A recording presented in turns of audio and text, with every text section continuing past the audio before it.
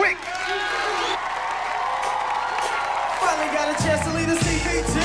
Off down the cities to trip. No longer just an underground hit. Moving things on my brother made good. I made a name over making sense for homies in the hood. And now, let me tell a little story about the places that I've been to and the things that I've been through. Like fighting and shootouts and banging and trip.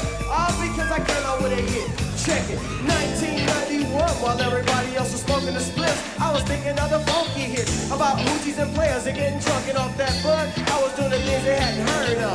But foolish was I to think that it wasn't other cities like this, and they didn't like this. That Compton was the home of the gangster class, where you got blast and others just a thing in the past.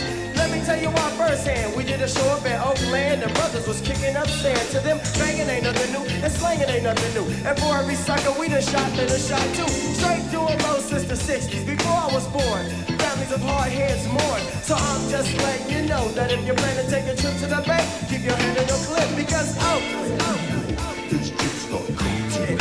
yeah, I'm telling y'all, This chick's got cocaine.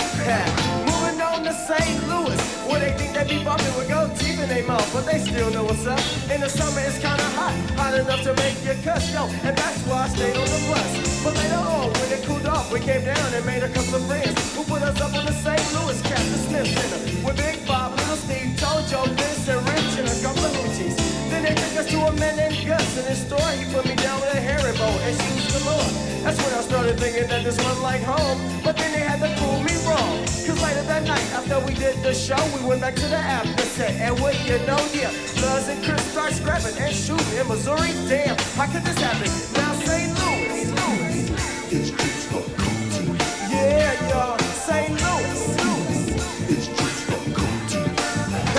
I don't think they know. They're too crazy for their own good. They need to stop watching that colors and boys in the hood. Too busy claiming 60, trying to be raw, yo, and never even seen the show. But now back to the story that I'm telling. We packed up the tour bus one more time and started battling, yo. And if suckers wasn't trying to test, I wouldn't have to wear a bulletproof vest. Now San Antonio.